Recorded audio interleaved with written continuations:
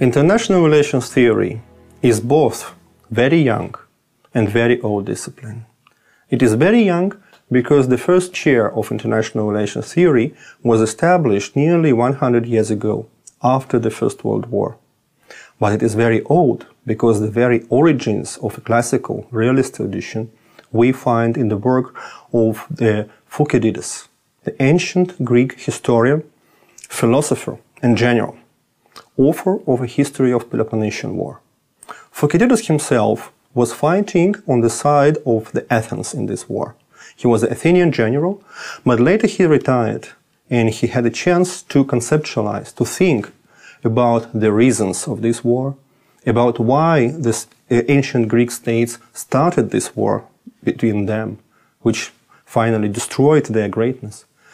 And he managed to make the first conclusions, the first general observations about the reasons and causality in the international relations and regarding the most important problems, such a problem of the actors, who is the main actor, such a problem of the reasons for war and reasons for peace, and many others. Unlike Herodotus and another great ancient Greek, and many other historians of that time, Thucydides aimed to study fundamental laws of history and politics rather than just describe the past, as the others did. So when we look at his work, The History of Peloponnesian War, we will find that it consists of the two major sections. The first content of this work is describing the sequence of the events of the Peloponnesian War. And the other are his own editorials, are his explanations of why the things happen in a certain way and don't happen in another way. So his essential task and the most important purpose of his work, first of all, was to understand origins of war. Thucydides said, "History is philosophy, teaching by examples." And this quotation we can still use as one of the main characteristics of our discipline. We never say that theory of international relations is disconnected with the practice. Theory of international relations is one of the most connected to the practice disciplines, as it has started with Thucydides. But first of all, let us say several words about the Peloponnesian War. Thucydides was not young when the Peloponnesian War started. We all know from history that for many years the ancient Greek democracies have been fighting for their liberty against the invasions from Persia. Many of us, seen the movies about the 300 Spartans and the continuation movies. We all know how difficult and how cruel this war. But finally Greeks won the war, and two major powers emerged in the ancient Greece. One power was the naval union led by the Athens, and the other one was a land-based union led by Sparta. And so Peloponnesian War occurred between two major powers of the ancient Greece, Athens and Sparta, both leading broad coalitions of city-states. By that time, ancient Greece didn't know the states in our modern contemporary understanding. That time it was divided to the small, at times very, very teeny city-states based either on the islands or on the continent. So the international system of Peloponnesian Peninsula and ancient Greece before the war and during the war represented a model of bipolar order.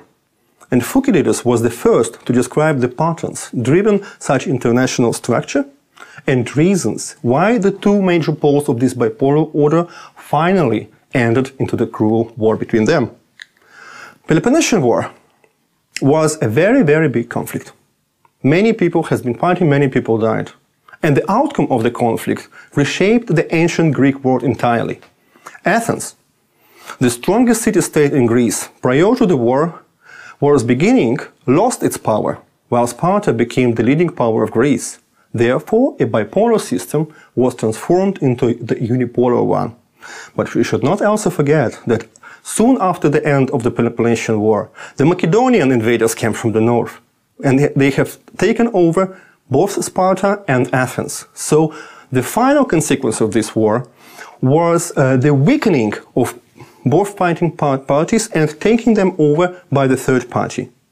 Well, we can find many other examples in the human history when the stupidity of the war leads us to this sort of consequences. So the Peloponnesian War, as we can see it on the map, was the most grand-scale and devastating conflict between Greek city-states of that time, emphasized necessity of understanding the nature of war and peace. Main purpose of the work of Thucydides was to explain the war. And he explained in a perfect way, which is since very well known and used, and his explanation is used by the theorists and called Thucydides' trap. We can quote Thucydides. He wrote, "The real cause I consider to be one which was formerly most kept out of sight. The growth of the power of Athens and the alarm which this inspired in Sparta made war unevitable. According to Thucydides, the beginning of the war was driven by fear associated with a shift in the balance of power. Sparta was afraid of losing its preeminent role in the Hellenic world, thus took countermeasures to build up its military strength." We can see that Thucydides' trap can be applied to the many situations in the history of international relations. And he points out that the main reason for war is a fear, because we never know the intentions of our partner, he wrote. We always assume that our partner is getting stronger, not because of any other reason, but because he is going to attack us. And we always fear. And fear, according to the Thucydides, is the main driving force which brings nations to the war. Thucydides emphasizes the limited room for maneuver available to the statesman. When leaders perceive that balance of power is shifting to their disfavor, they have to counter it, and they have no other options. They cannot respond to this shift in the balance of power by decreasing their strength. They can only respond by increasing of their strength. But when they do it, the other countries perceive that these measures are of offensive nature, and they also start to increase their strength. And that drives nations to the conflict. Therefore, concludes Thucydides, international politics between the states, is driven not by individuals, but by laws of history.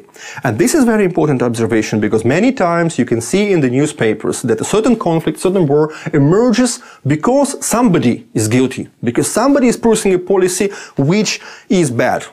But not always like this. Never like this. International politics is driven not by individuals, but by the laws of history. And on many examples in the future, in the many other works which belong to the classical and realist tradition of international relations theory, we will see the examples and the useful explanations of this. Fear, concludes Thucydides, makes states suspect others of betrayal and power themselves for self-defense. We never power ourselves for offense. We always think about self-defense, but consequently it brings us to the conflict.